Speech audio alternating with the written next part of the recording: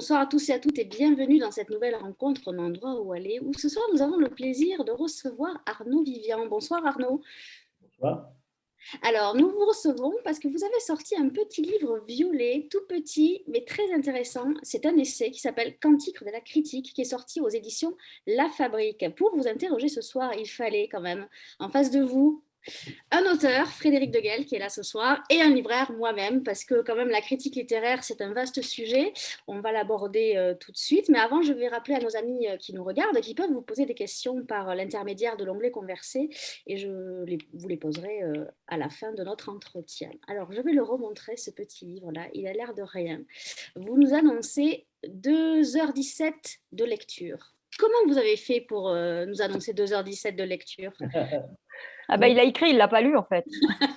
Non, mais c'est parce que vous avez vu apparaître partout, y compris d'ailleurs dans un journal aussi sérieux que Le Monde, aujourd'hui, les articles, on vous indique le temps de lecture d'un article.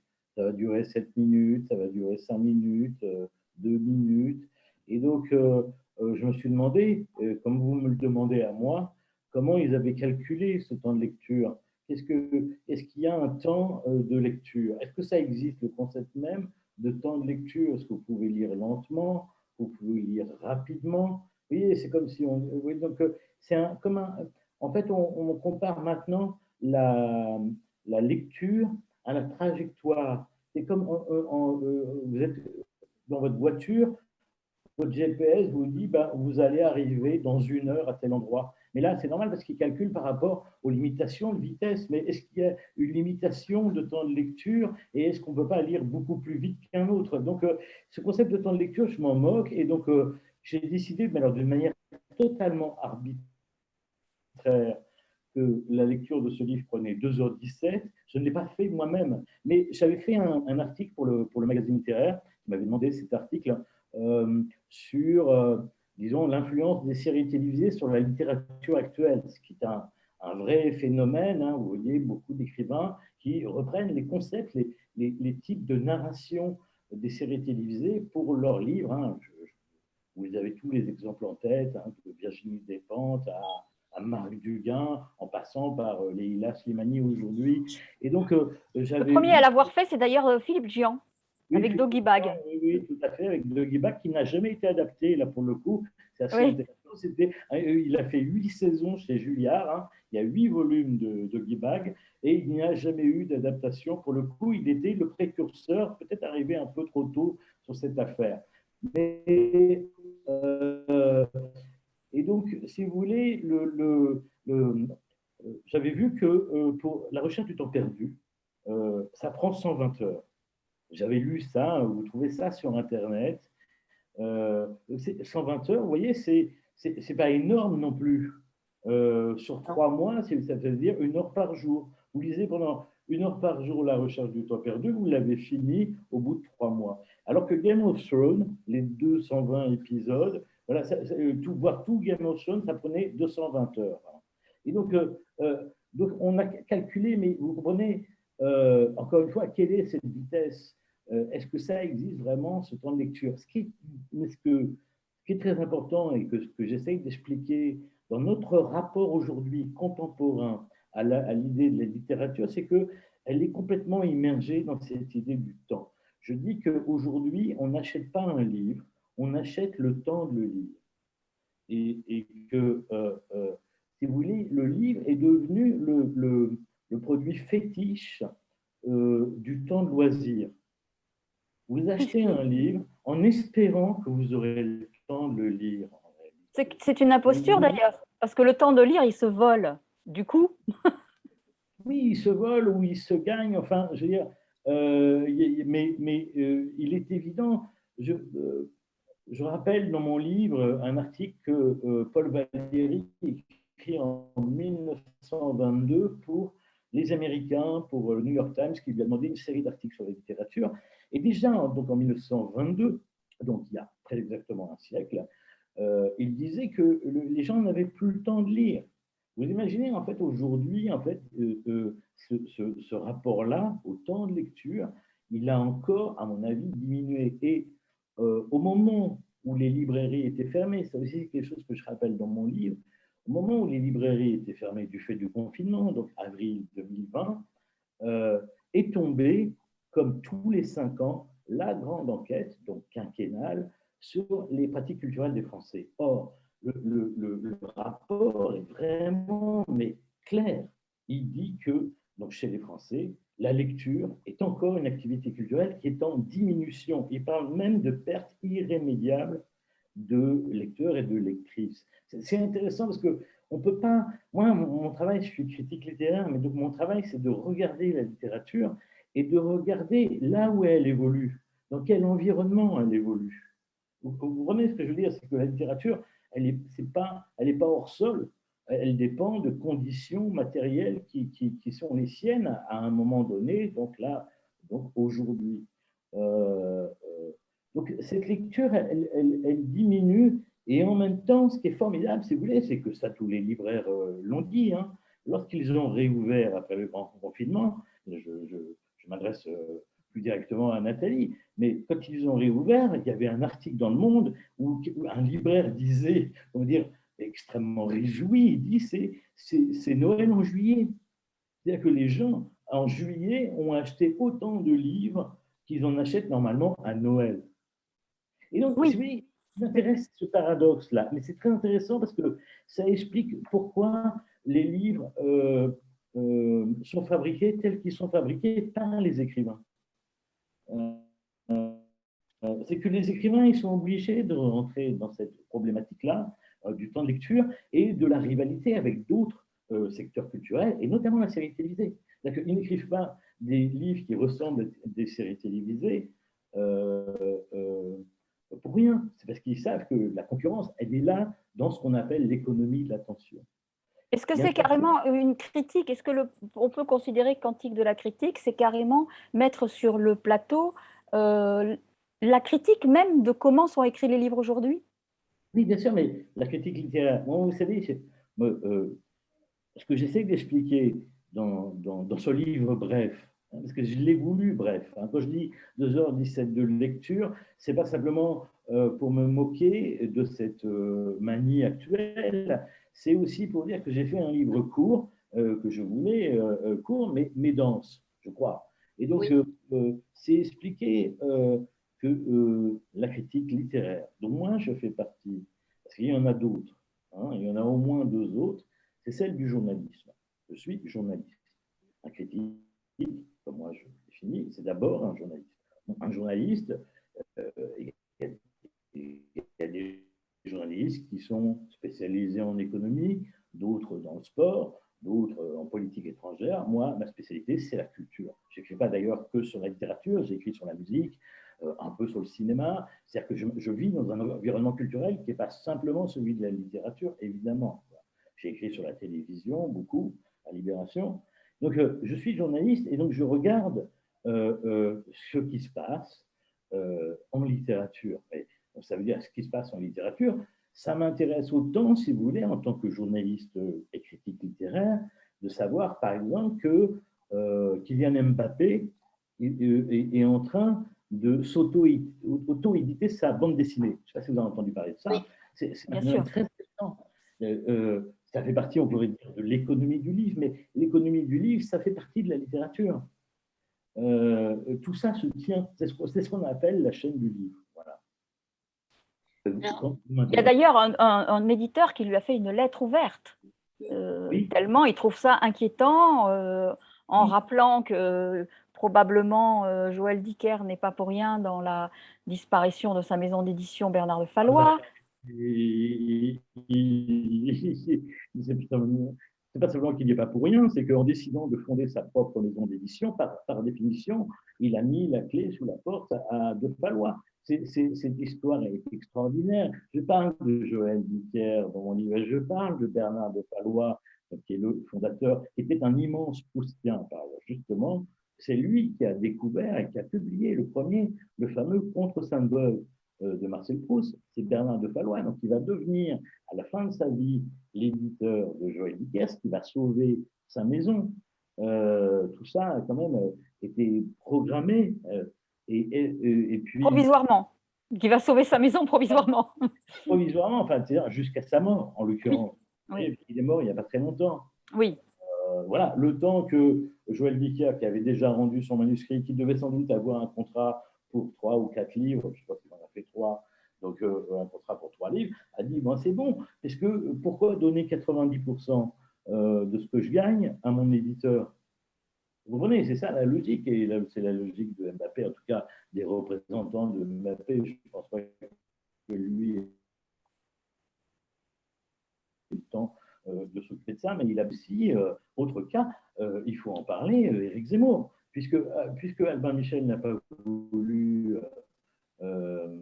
publier donc, son livre-programme, avec ce qu'on peut absolument comprendre de la part d'Albin Michel. Il n'avait pas à s'engager dans une bataille politique. Il a fondé ses propres éditions, les éditions Rubin Prêt. Ça tombe bien, il y a Illusion perdue qui va sortir au cinéma, donc tout le monde va se remettre en tête qui est Et Rubin Prêt. l'escroc et Rubin Prêt. Donc voilà, ça tombe bien. Mais vous voyez comment tout ça se tient. C'est ça un paysage culturel. Et mon travail de critique littéraire, c'est pas simplement de lire les livres et de dire ils sont bien ou ils sont mauvais. Ça serait vraiment ingrat comme travail, vous comprenez? Alors, justement, Arnaud, je vous coupe, mais la critique, Revenons à c'est votre... c'est une proposition ou un engagement? Ah ben, Les si vous deux. voulez, encore une fois, la première chose, c'est que c'est du journalisme. Donc, il y a cette part d'objectivité qu'il doit y avoir dans le journalisme. C'est-à-dire que moi, je ne peux pas raconter autre chose que ce que j'ai lu dans les livres. Sinon, Oui. vous voyez, si je commence à raconter quelque chose qui n'est pas dans le livre, on va me dire, bah, c'est bizarre. Donc, mon travail, c'est d'abord de raconter ce qu'il y a dans les livres, de les lire, pour penser, pour savoir ce qu'ils racontent, pour les lire, et donc de raconter objectivement ce qu'ils racontent, et après d'en penser quelque chose. Alors, d'en penser quelque chose avec tout, comment dire, tout ce qui est moi. Le fait que j'ai travaillé aux Inrecuptibles, j'ai travaillé à Libération, je n'ai pas travaillé au Figaro, je n'ai pas travaillé à Valeurs Actuelles. Vous voyez, c'est-à-dire que je suis un journaliste voilà, qui a travaillé dans certains organes de presse plutôt que d'autres. Et c'est ça aussi qui fait une logique, ce que vous appelez un engagement. Et moi, je veux bien prendre ce mot avec moi. Je suis un sartrien, donc l'idée d'engagement, je la prends, oui, bien sûr. Donc la critique, c'est en fait l'écriture de la lecture. C'est si simple que ça, d'être critique littéraire ou pas? Parce que vous abordez plusieurs sujets très intéressants. Encore une fois, vous m'avez appris plein de choses. Je ne connaissais pas qui était Albert de Thibaudet, donc je vous remercie. Vous m'avez donné aussi envie de lire les lettres de Tarbes de Jean Paulin, donc je les ai commandées, c'est disponible chez Folio, je remettrai les références. Est-ce que c'est si simple que ça d'être critique littéraire de nos jours? Ça dépend ce que vous voulez dire par simple. Hein. En même temps, comment dire, il n'y a pas d'école. Vous voyez, pour devenir critique littéraire, il n'y a pas des tutos, ça, à ma connaissance. Certains diraient c'est bien le problème. Certains diraient c'est bien le problème. Oui, bien sûr. En même temps, c'est pour ça que, comment dire, il faut être rémunéré. C'est ce que j'explique aussi, c'est que cette tâche doit être rémunérée. Lire des livres, aller voir des films quand on est critique de cinéma. Alors pourquoi faut-il être rémunéré? Parce que vous avez alors pour le coup, une critique extrêmement violente des blogueurs. Racontez-nous ça. Oui, mais cette critique, elle n'est pas, c'est pas simplement, je ne sais pas si elle est violente. Moi, j'ai essayé de faire un livre qui ne soit pas violent. Hein. En revanche, ça a été vraiment, je veux dire, je peux être moqueur, je peux être ironique, mais violent, pas du tout. Je ne voulais pas écrire un pamphlet, par exemple. Oui, mais vous n'êtes pas très très gentil avec les blogueurs, ce qui est d'ailleurs peut-être une erreur même quand on sort un livre. Avec un blogueur, mais qui lui-même m'avait considérablement maltraité sur son blog. C'était un peu la réponse du berger à la bergère en ce qui concerne cette personne-là uniquement. Et donc, en ce qui concerne les blogueurs en général, d'abord, c'est toujours pareil, il faudrait les distinguer parce que, si vous voulez, par exemple, lorsque Pierre Assouline fait La République des Lettres, qui est donc son blog, dirait-on, en fait, il ne fait pas un blog, il crée un média qui lui est spécialement dédié où il publie des articles. Ça ressemble à ce sont des articles, c'est rédigé comme des articles. La note de blog, c'est-à-dire qui est en général rédigée à la première personne, qui ne relève pas du style journalistique, hein, puisque en fait, la personne veut écrire. En fait, son but premier, c'est pas de parler des livres, c'est d'écrire elle-même. C'est pas du tout la même chose. Le journaliste, certes, écrit aussi, mais il n'écrit pas pour lui-même, il écrit pour les autres, il écrit pour être lu par une majorité de lecteurs. Le blogueur est une espèce de solipsisme où la personne s'enferme dans son langage et veut, voilà, on la regarde, on est des followers, on la suit. Mais là, je vous arrête parce qu'il y a quand même pas mal de blogueurs et de blogueuses qui sont suivis par des lecteurs. Ils écrivent pour des lecteurs leur avis sur un livre.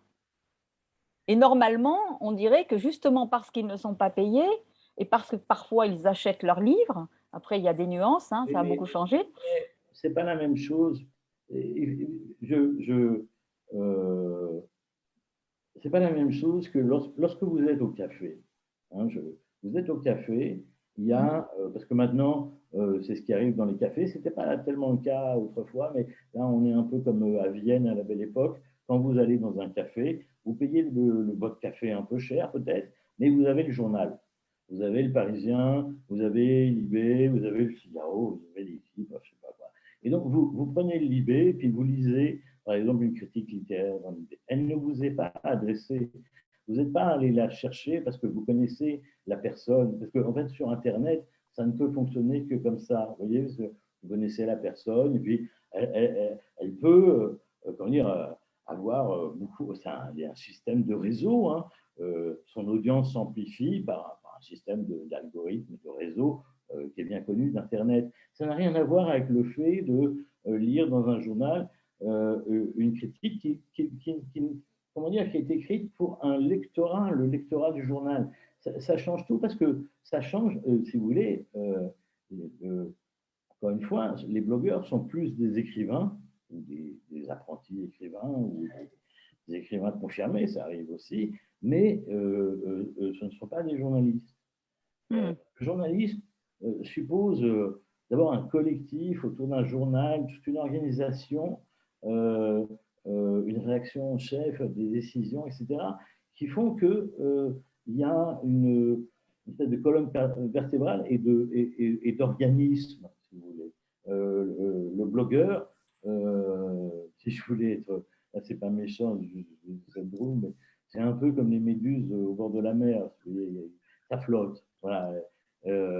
Un journal, c'est encore une fois, c'est une organisation de pensée collective, c'est un intellectuel collectif.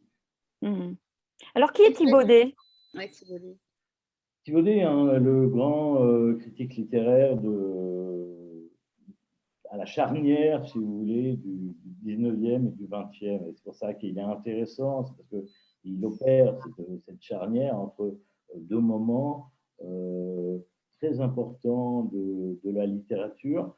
Parce qu'en fait, entre la fin du 19e et disons, après la Première Guerre mondiale, donc, en 1915, au moment où Proust va avoir le prix Goncourt, ce qui a totalement changé dans le paysage, c'est que les éditeurs sont arrivés. Les éditeurs n'existent pas au sens où on l'entend aujourd'hui, on va l'entendre à partir du XXe siècle, n'existent pas au XIXe, ce sont ce qu'on appelle des libraires. Et ceux qui étaient réellement éditeurs n'avaient pas très bonne presse, en fait.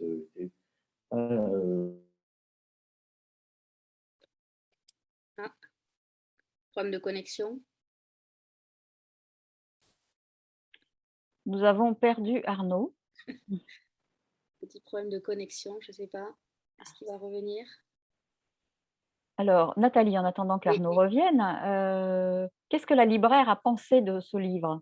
Moi, j'ai trouvé ça très intéressant parce qu'effectivement, ça part donc du fameux Albert de Thibaudet. Donc, on apprend plein de choses sur la critique. Après, on dérive. Et en fait, il y a 13 petites parties dans cet essai.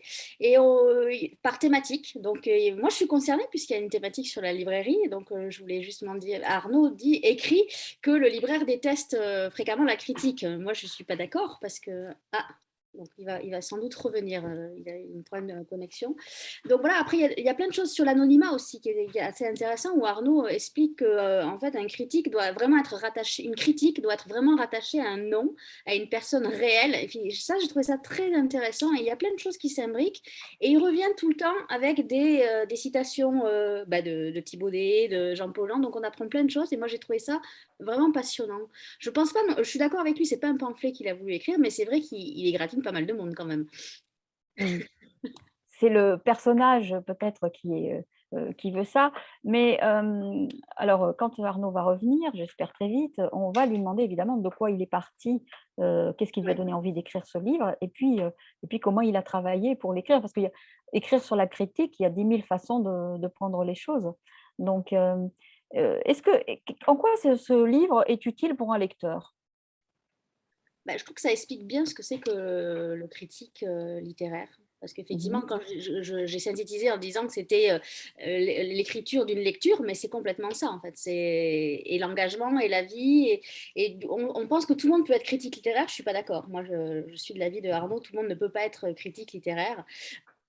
Après, chacun, il verra ce qu'il veut. Mais je pense qu'il fallait partir du début et il a fait très bien ça. Et du coup, on voit l'évolution de ce que c'est qu'un critique littéraire pour moi. Mmh. Ça apporte beaucoup de choses.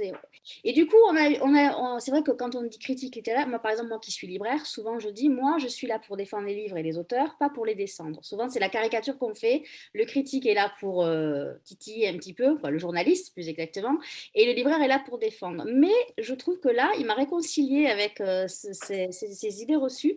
Finalement, le critique apporte beaucoup de choses. Mais moi-même, je vais lire des critiques Il y a littéraires. des critiques positives quand même. Dans pas mal de livres, on a des critiques positives. Je Donc, pense qu'il faut, il faut réactiver Arnaud. nommé coanime. Voilà. Voilà. On réaccueille Arnaud. S'il peut nous remettre sa Désolé, caméra. hein, je ne sais pas ce qui s'est passé. On a répondu à votre place, vous inquiétez pas, on a fait tout le Oui, résumé. voilà, Donc, en fait, on a vous avez bien remis les fait. choses en place. Ouais. Très bien cette petite absence, en fait. Un peu Désolé, suspect, désolé. mais très bien. On en était Non. où alors? Alors, Pendant que vous n'étiez pas là, j'ai juste dit que votre essai, il y avait 13 petites parties, que moi j'étais concernée, puisqu'il y avait une petite partie sur la librairie. Ouais. Et justement, je voulais vous dire qu'à la page 89, vous écrivez que le libraire déteste fréquemment la critique, mais non, on ne déteste pas fréquemment la critique, on s'en sert aussi. Moi, je lis beaucoup, quand j'ai lu un livre et que je vais lire la critique d'un critique littéraire, justement, et qu'on n'est pas d'accord, parfois je vais relire le livre, parce que je me dis, est-ce que j'ai bien compris finalement ce que l'auteur voulait dire? Des fois, ça peut être utile. Donc, vous m'avez réconcilié aussi ce que je disais, c'est que souvent on dit que le libraire défend les livres et les auteurs et que le critique est là pour les descendre gratuitement. Vous m'avez réconcilié. Non, non, en fait, vous êtes Ouais, très je utile. suis très content. Encore une fois, vous savez, je n'ai absolument rien contre les libraires, Je bien sais. évidemment. Mon père était disquaire, un petit disquaire. C'est pas exactement pareil, mais enfin, c'est quasiment pareil, hein, Ouais. c'est les mêmes oui, organisations. Sauf que les c'était en tout cas à disquaires, l'époque eux, pareil. oui, et surtout que les disquaires, eux, n'ont pas bénéficié du prix unique du disque. Ouais, Et C'est donc, ça. la petite structure de la petite échoppe hein, de mon papa, bah, elle a fermé quand le Leclerc a ouvert dans son patelin, parce qu'il était dans un patelin. Mm. Et heureusement, il y a eu le prix unique du livre et qui a sauvé de toute évidence les librairies. Et voilà, moi, Et les lecteurs aussi, hein.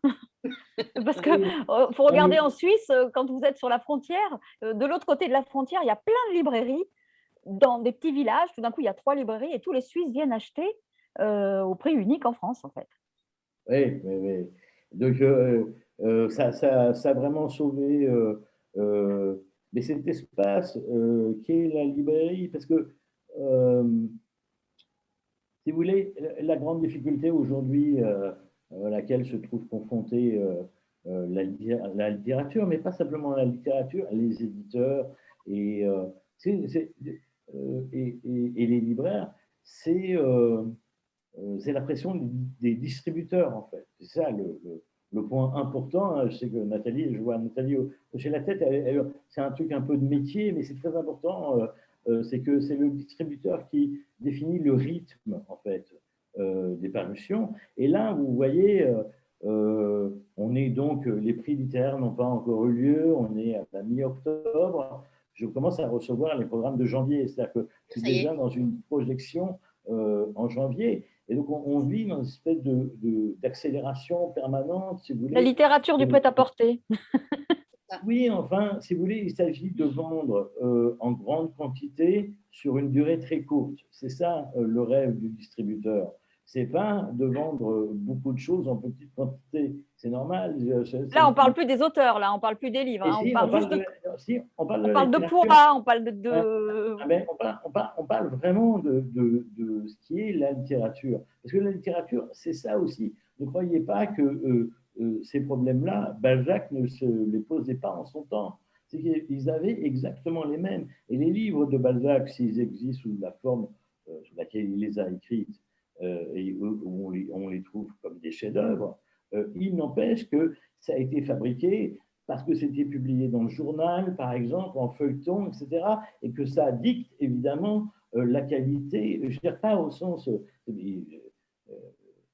comprenez-moi, Balzac, c'est un très très grand écrivain, mais la manière dont il a fabriqué ses livres tiennent des éléments économiques qui étaient les siens à son époque, c'est-à-dire le début du journal, c'est-à-dire aussi le début de la critique. Encore une fois, là, le film Illusion perdue raconte ça parfaitement. Est-ce que la critique était plus virulente au 19e? Oui, alors elle était beaucoup plus virulente, d'abord parce que le combat idéologique était beaucoup plus fort entre les monarchistes, les libéraux, les démocrates. Si vous voulez, donc il y avait, c'est un siècle de révolution, hein, 1830, 1848, la Commune de Paris, 1960. Vous voyez, c'est quand même, c'est une terre éruptive, la France révolutionnaire quasiment en permanence durant tout le siècle. Et tout ça est traversé évidemment par un combat pour la liberté d'expression qui va atteindre son apogée en 1871 avec la loi sur la liberté de la presse, qui est toujours celle qui est la nôtre aujourd'hui, elle n'a pas changé. Et donc, c'est un combat vers la liberté d'expression où dont la critique fait partie. Si vous voulez, si la critique était violente, c'est parce que les idées étaient violentes, mais aussi parce qu'il fallait affirmer la possibilité d'être libre. Vous voyez. Et aujourd'hui, je trouve que la critique, ça s'agit, hein, je la trouve moins violente. Et d'ailleurs, quand une critique, je pense à Camille Laurence dans Le Monde, fait une critique extrêmement violente, tout le monde dit ah oui, c'est extrêmement violent. Donc, tout le monde s'agit parce que le marché, globalement, demande, et la société demande aux gens d'être. L'époque est politiquement correcte. L'époque est très politiquement correcte. Oui, c'est ça, mais c'est l'époque, mais c'est aussi. Si vous voulez, la violence, maintenant, on a l'impression qu'elle est réservée aux réseaux sociaux. Si vous êtes dans l'espace médiatique, c'est-à-dire que moi, je travaille au Masque et la Plume, c'est France Inter, c'est 1,5 million d'auditeurs, 750 000 plus les podcasts, autant. Vous voyez, donc vous parlez à beaucoup de gens, et donc vous êtes dans l'espace médiatique, vous n'êtes pas en train de faire un statut sur Twitter. Vous voyez, vous êtes pas oui, mais vous avez une responsabilité par rapport à ça. Bien sûr, vous avez la même responsabilité qu'un journaliste, qui est quand même au départ de dire la vérité. Alors après, qu'est-ce que c'est que la vérité d'une œuvre? Évidemment, il n'y a pas de vérité d'une œuvre, mais il y a une vérité de son surgissement à un moment donné. Si vous voulez, quand il se passe un événement artistique, eh bien, la charge du journaliste, c'est de dire il se passe un événement. Quoi que j'en pense, c'est un événement. Voyez, absolument. Mais le badinage qui peut être celui du Masque et de la Plume de temps en temps, où on a quand même entendu parfois des chefs-d'œuvre relativement égratignés, avec une espèce de truc comme ça, bah oui, il est long, j'avais autre chose à faire qu'à le lire, etc. Ça appartient à la critique ou c'est l'époque blablatante des médias? Non, c'est parce que cette émission qui est la plus vieille de France, qui va bientôt être septuagénaire et la plus vieille d'Europe, je crois, aussi le Masque et la Plume, c'est qu'elle n'est pas simplement une émission de critique littéraire qui donnerait posément leur avis, elle est aussi, vous parliez de badinage, mais justement, elle est aussi, comment dire, l'image de ce qu'on appelait justement au XIXe siècle les salons, ces endroits où les écrivains, les intellectuels venaient discuter le soir, mais pas d'une manière forcément sérieuse et pondérée. Et donc, c'est vrai que c'est là que vient l'esprit d'escalier. c'est Diderot, en fait, quand il allait dans ses salons, quand il sortait, il avait la vanne qu'il aurait fallu balancer, mais il avait dans l'escalier. Et c'est pour ça qu'il a inventé cette expression, avoir l'esprit d'escalier. C'est trop tard. Voilà. Et donc, si vous voulez, il y a ce jeu-là qui est aussi une manière spectaculaire, si vous voulez, de faire de la critique radiophonique, qui est le masque et la plume. Parce que ce qu'on retient, c'est ça, c'est les envolées lyriques des uns et des autres, mais qui n'ont rien, je veux dire, qui sont de la critique hein, très grande, mais qui sont aussi du langage, de la maîtrise du langage, du rire, hein, de l'ironie, de ce qu'on appelle le mauvais esprit, mais qui est de l'esprit précisément. Comment vous avez conçu le livre? Comment vous avez travaillé quand vous avez décidé de le faire? Le truc, en fait, c'est une commande. Hein. Moi, je n'aurais jamais eu l'idée de ce livre. C'est Thierry Cazan qui dirige ces éditions de la Fabrique qui m'a appelé. Je ne le connaissais pas, mais je l'admirais et qui m'a dit est-ce que je voulais écrire ce livre sur la critique littéraire. Enfin, il m'a dit un livre sur la critique littéraire. Pas précis du tout, quoi. Ouais, puis je voulais pas. Puis finalement, j'ai dit oui parce que c'était lui, que j'adore cette maison d'édition. Il y a beaucoup de livres que j'aime. Et donc, à partir de là, le truc, c'est que ma femme me disait, je savais vraiment, je me tapais la tête contre les murs par moment en me disant, je ne vais jamais y arriver. Et ma femme me disait, surtout, ne fais pas un que sais-je sur la critique littéraire. Donc, c'était un peu ma ligne de conduite, ne pas faire un que sais-je. C'est une bonne remarque et vous avez assez bien réussi, je dois dire. C'est même l'anti-que sais-je sur la critique littéraire, si on peut dire. Je voulais aussi que ça soit drôle, je voulais que les gens s'amusent, qu'il y ait de la mauvaise foi, qu'il y ait tout ce qui est la critique. Je voulais faire un livre critique, au sens, voilà, naturellement critique sur la critique littéraire. Mais alors, vous ne parlez pas, pardon, mais je n'ai pas trouvé, j'ai cherché un peu partout, de ces critiques littéraires qui sont aussi des écrivains. Et alors c'est un joyeux échange de renvoi d'ascenseur et je lis ton livre ou je ne le lis pas, mais en tout cas, je le critique parce que les places sont chères et de plus en plus dans les journaux. Alors, pourquoi on n'en parle pas dans le Cantique, là? Si, j'en parle. Je parle d'un personnage qui a raconté ça dans son journal, qui est apparu de façon posthume, qui s'appelait Jacques Brenner. Parce qu'à une époque, si vous voulez, vous étiez éditeur, critique littéraire et écrivain. Vous aviez les trois fonctions et Jacques Brenner avait les trois. Il était éditeur chez Grasset, il était critique littéraire à Paris-Normandie à une époque assez longue, hein, et puis il était écrivain, c'est-à-dire qu'il publiait des livres. Et donc, à un moment, dans les années 70, tout était mais vraiment pourri. C'est lui qui le raconte de son journal. Il était au prix Renaudot aussi. Donc, il raconte toutes les manœuvres. Il dit, en fait, c'est simple, les prix littéraires. Au premier tour, tu votes comme ton cœur, hein, ce que ton cœur te dicte. Et puis, au deuxième tour, tu votes ce que ton éditeur te dicte. Parce que, voilà, vous n'allez pas trahir la maison d'édition dans laquelle vous êtes. Tout ça, on le sait. Je veux dire, donc, on sait que au prix Goncourt, ils ont fait rentrer un Grasset, un auteur Grasset, et puis Pascal Bruckner, et puis une auteure Gallimard, Camille Laurence.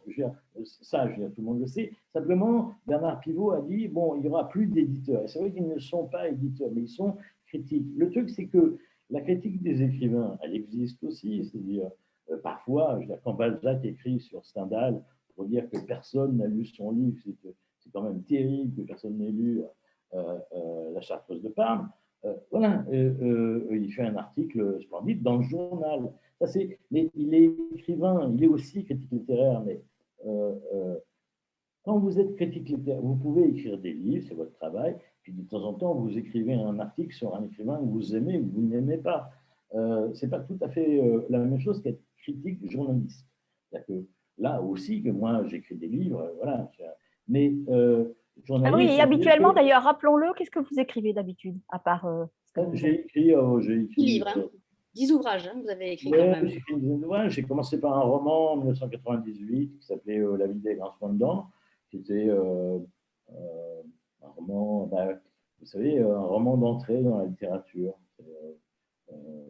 Les premiers romans ont souvent quelque chose d'un peu performatif, j'entre en littérature. Donc, ça racontait l'histoire d'un homme qui vient de se séparer, qui vient de divorcer, et qui claque la porte d'Orléans, c'est-à-dire il part en province, voilà, c'est ça la première phrase, il claque la porte d'Orléans, il part en province et il n'arrive plus à parler en fait, et il va dans une librairie, il est plein de polars, puis il tombe sur un mot qu'il ne connaît pas, qui est le verbe rédimer, et donc il va à la bibliothèque du petit village, et puis il rencontre la bibliothécaire, puis il se même avec la bibliothécaire, mais surtout il apprend le sens du mot rédimer, et du coup, avec quelque chose de performatif, ça va lui-même le rédimer. Voilà, voilà, parce que je voulais raconter l'histoire d'amour, finalement, entre un homme et un mot. C'était ça mon projet de mon premier roman. Après, j'ai écrit un livre sur Gainsbourg, qui est une de mes passions. J'ai fait un journal de l'an 2000, qui était une commande aussi. J'ai écrit deux autres romans, qui s'appellent Le génie du communisme, qui est paru chez Gallimard dans la collection Philippe Solers, et puis un roman qui était une autofiction sur ma vie de critique littéraire, au Masque et la Plume, qui s'appelle La vie critique, qui est paru chez Balfon en 2013. Voilà. Et donc, ça faisait 8 ans que je n'avais pas publié.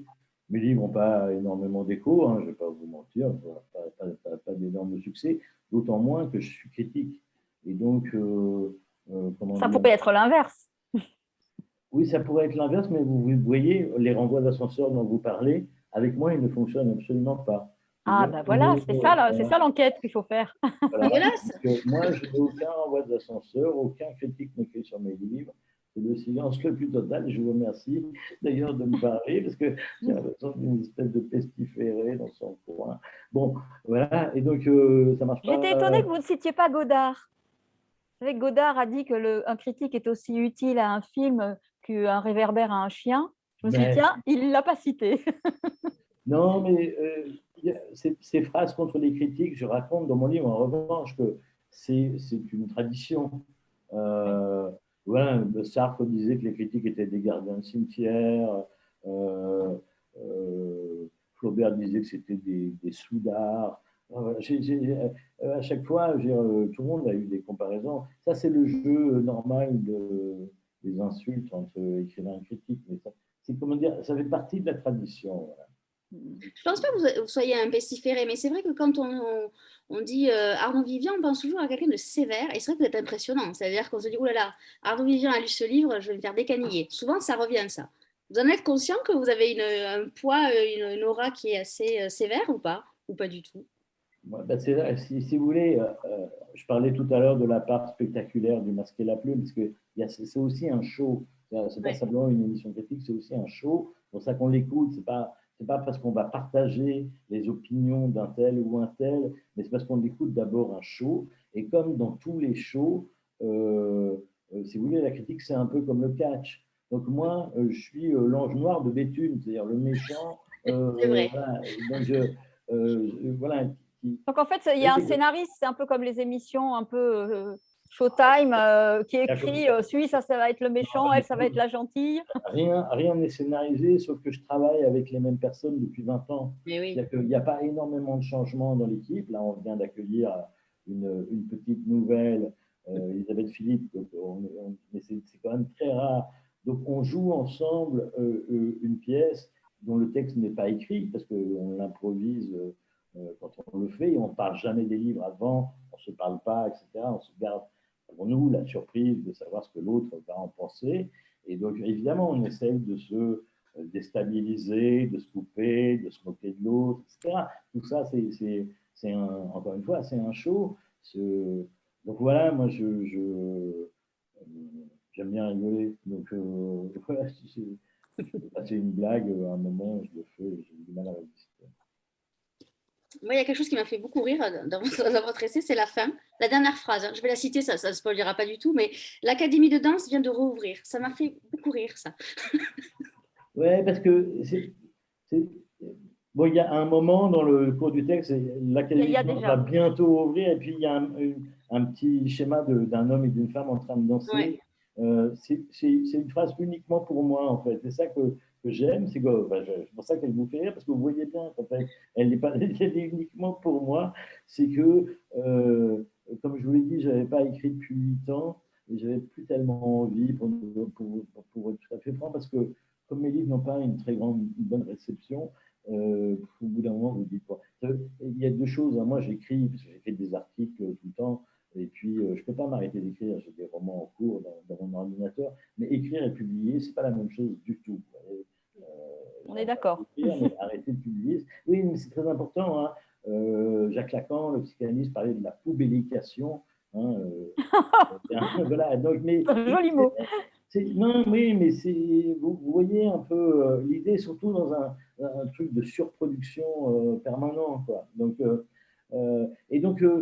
j'ai eu énormément de plaisir à écrire ce livre, malgré tout, ça, j'ai souffert pour trouver justement la construction, parce que je voulais un essai qui ne soit pas un essai, si vous voulez.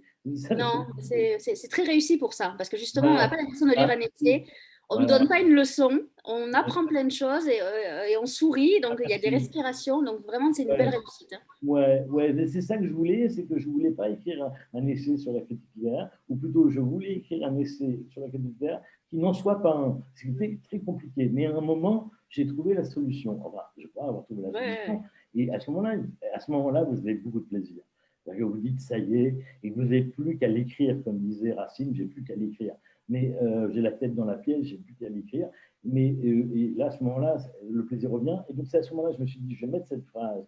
Et au début, je voulais en faire le titre du livre, d'ailleurs, Académie de danse vient de rouvrir, parce que mon livre est très optimiste. Je ne dis pas que la critique va mourir, je dis qu'elle est mal en point, mais qu'elle ne va pas mourir. Elle va trouver des ressources en elle-même pour revenir autrement. Et donc, je disais, l'Académie de danse va bientôt rouvrir, la critique va bientôt recommencer, et puis à la fin, eh ben, ça y est. Voilà, le livre est terminé, et pour moi, je suis revenu à l'écriture, et donc quelque chose de dansant est revenu en moi. Il y a une petite question qui est arrivée. Combien de lit un critique littéraire par semaine? Le livre, Combien vous en lisez de livres? j'en lis 20 par mois à peu près. Voilà, j'en lis 20 par mois, mais ça veut dire j'en reçois à peu près 60. Et c'est déjà évidemment beaucoup plus que je pourrais lire. Ça veut dire que j'en lis deux par jour, ce qui est totalement impossible. Je parle de ça aussi dans mon livre. Hein, c'est ce que j'appelle le paradoxe d'Umberto Eco, qui avait une bibliothèque de 30 000 volumes. Et il avait calculé que s'il en lisait un par jour entre ses 10 ans et ses 80 ans, il est mort à 84, il a eu un peu de rab, mais un par jour quand même, tous les jours, il en lirait 28 000. Donc moins qu'il en avait, puisqu'il en avait 30 000.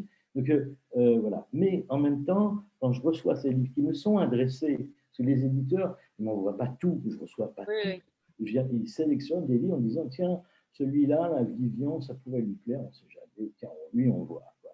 Et donc moi, je les reçois et quand je déballe, et je raconte ça aussi dans mon livre, quand je déballe, c'est quand même tous les jours Noël. Donc, je Oui. reçois un cadeau, c'est un livre, et donc je le regarde. Ce qu'on appelle regarder, c'est-à-dire prendre connaissance de son titre, je lis le quatrième de couverture, je regarde, mais je dis c'est quoi exactement. Des fois ça m'intrigue, des fois je comprends tout de suite que ça m'intrigue pas et que ça m'intéresse pas trop. À dire ouais, parce que je m'intéresse pas non plus à tout, mais, C'est quoi? mais Première page, dernière page, un peu au milieu?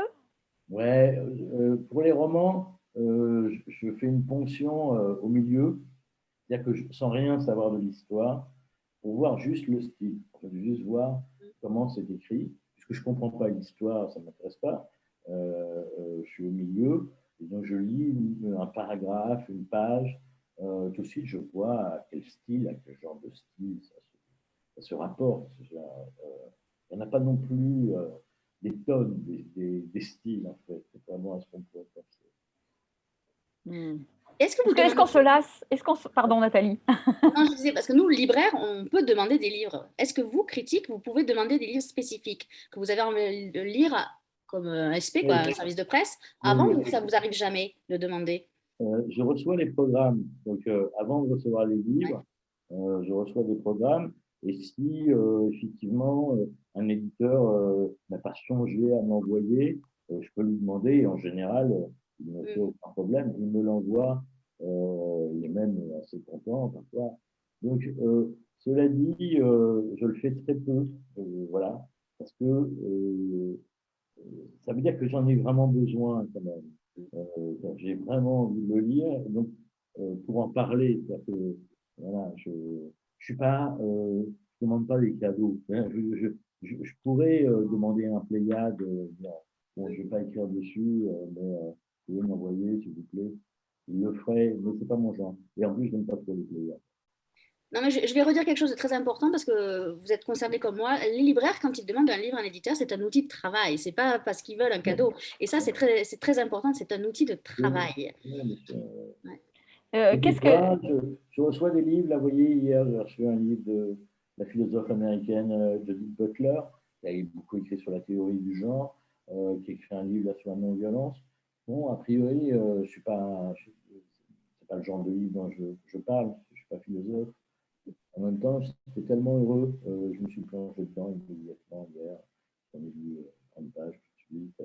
C'est-à-dire que moi, quand je tombe dans un livre, c'est comme tomber dans un puits, que je n'ai plus envie de faire rien d'autre que le lire. Là, j'ai passé mon dimanche à lire le livre extraordinaire de Tarantino, qui était une fois Hollywood.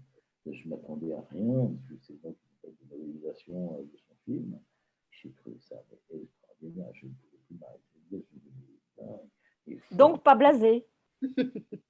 Mais alors, si vous voulez, si le jour où je suis blasé, là, il Faut arrêter. non, il faut dire arrête, quoi. Si vous êtes blasé, vous ne pouvez plus. Et Thibaudet, dont nous parlions tout à l'heure, avant d'être interrompu, Thibaudet, il dit ça, il ne faut pas que le critique tombe dans le devoir conjugal de lire. Vous voyez, ça devient un devoir conjugal, là, c'est pas bon, il faut arrêter, il n'y a plus d'amour. Donc, non, l'amour de la littérature, et de plus en plus, je vais vous dire. C'est-à-dire que je pense aussi que y a de l'addiction là-dedans. Il faut que c'est addictif de lire. Plus on lit, plus on a envie de lire. Et, voilà, moi je me suis trouvé des circonstances de vie où je peux. Globalement, je passe toute ma matinée à lire. Et c'est ça le kiff, entre 8 et midi à peu près. Et puis en soirée un peu. Voilà, voilà l'idée. Claude demande, y a-t-il un type de livre que vous refusez de lire? Alors, non, a priori, non. Il y a des types de livres avec lesquels j'ai beaucoup de mal. Tous ceux qui relèvent beaucoup du témoignage. Euh, Pourquoi? Parce qu'ils n'ont pas de style? Parce qu'ils se suffisent eux-mêmes en tant que récit? souvent, c'est parce que ce qu'ils racontent est tellement important que finalement le style passe derrière.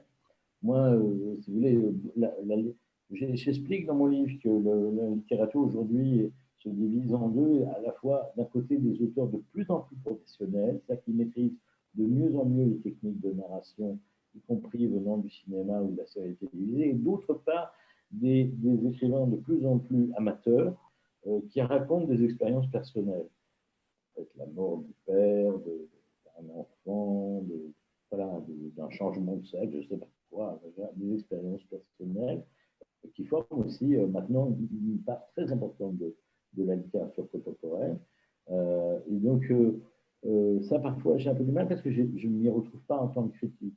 Et puis, j'ai adoré lire des polars pendant très longtemps.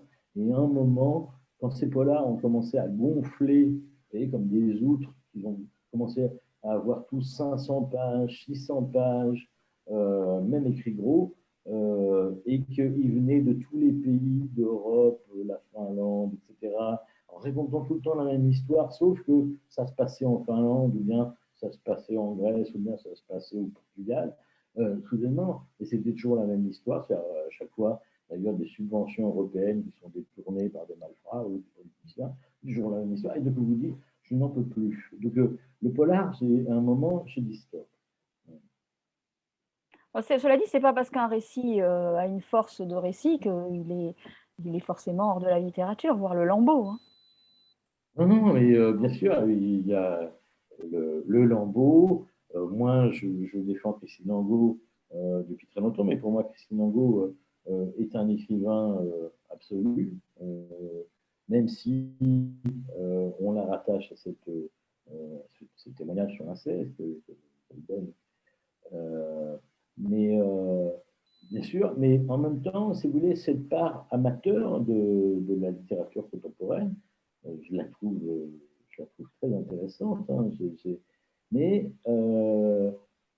parce qu'il y a eu une démocratisation de l'écriture à partir là, de notre siècle, hein, à partir des années 2000, on le voit avec le phénomène des ateliers d'écriture qui se développent un peu partout. Les gens comment dire, ont plus envie d'écrire que de lire. Et ça qui est frappant, si vous voulez, dans notre période contemporaine, hein, c'est que les gens préfèrent écrire que lire, ce qui est une sorte de révolution en soi. Hein. Je trouve ça très important que les gens essayent d'écrire un livre. Et donc, vraiment, ce côté d'écriture. Mais il se trouve que l'écriture et la lecture sont deux activités extrêmement concurrentielles. C'est-à-dire que quand vous lisez, c'est impossible d'écrire, et quand vous écrivez, c'est impossible de lire. Pourquoi? Parce Ça que, dépend.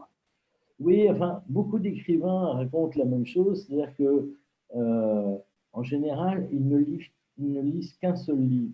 Je pense à cet écrivain américain, aujourd'hui décédé, mais dont les éditions de l'Olivier ont publié toute l'œuvre, qui s'appelle James Salter, qui est un grand écrivain américain. Bon, il racontait quand il a écrit Un bonheur parfait, je crois que c'est celui-là, un de ses meilleurs livres. Il disait, tous les matins, je lisais une page de Flaubert. Et du coup, voilà, il se mettait comme ça dans une